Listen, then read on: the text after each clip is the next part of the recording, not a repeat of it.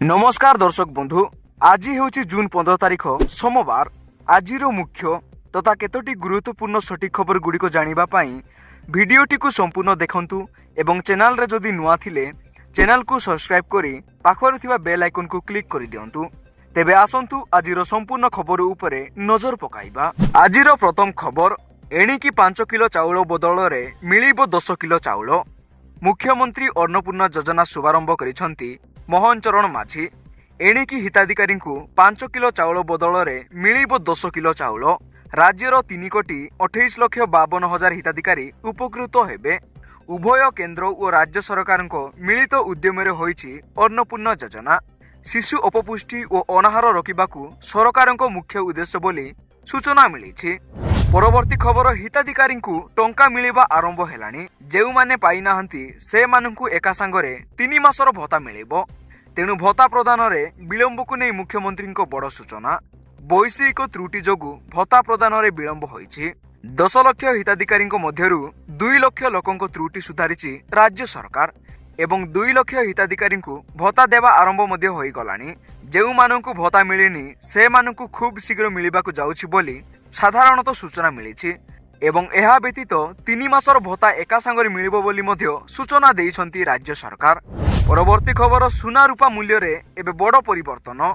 किनिबा पूर्वरु सुना और रूपार नुआ मूल्य कौन रही।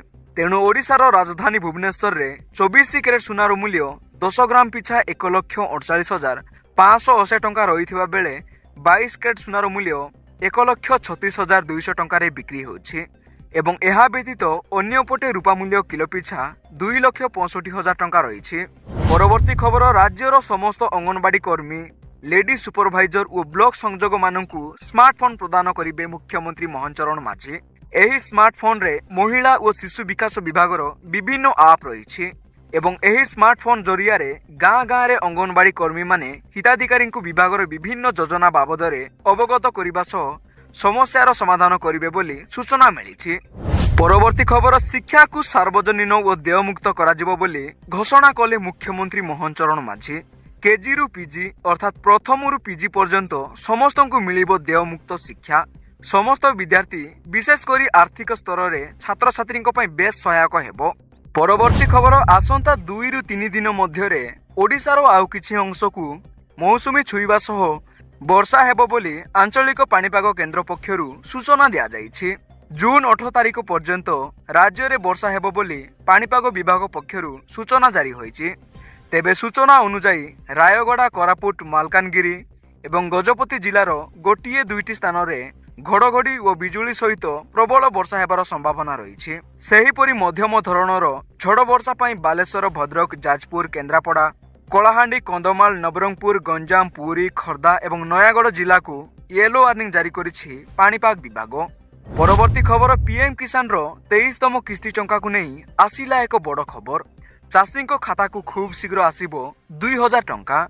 जदि आपण प्रधानमंत्री किसान सम्मान निधि बा पीएम किसान योजनार जड़े हिताधिकारी तेबे मनरे प्रश्न उठुथिबो जे आगामी पीएम किसान योजनार 23तम किस्ती टंका केबे मिलिबो। तेबे गणमाध्यम रिपोर्ट अनुसार पीएम किसान योजना 23तम किस्ती टंका जून किंबा जुलाई मासरे जारी हेबो बोली साधारणतः सूचना मिली।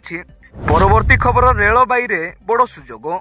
10म पास और आईटीआई पास करिथिबा प्रार्थीଙ୍କ ପାଇଁ खुशी खबर। भारतीय रेलबाई रे कैरियर गढ़िबाकू पसंद करुथिबा युवा मानक ପାଇଁ ଏହା ଏକ बड़ सुजोग आसीछि। रेलबाई द्वारा असिस्टेंट लोको पायलट पदवी ପାଇଁ चालिथिबा नियुक्ति प्रक्रियार ऑनलाइन आवेदन शेष तारीख पाखाई आसिलानी। तेणु एथिरे 11,127 खाली पद पूरण कराजिबो। जेउ आग्रही प्रार्थी माने ए पर्यंत फॉर्म भरी नाहंती से माने विलंब न करी तुरंत ऑनलाइन माध्यम रे आवेदन प्रक्रिया संपन्न करने अनुरोध करा जायछि। रेलबाई रे चाकरी पाइबार एही सुवर्ण सुजोग को हाथ छड़ा न करने सरकार पक्षरु परामर्श दिया जायछि। तेणु एही परि गुरुत्वपूर्ण खबर गुड़िक जानिबा पई चैनल को सब्सक्राइब करी रखंतु।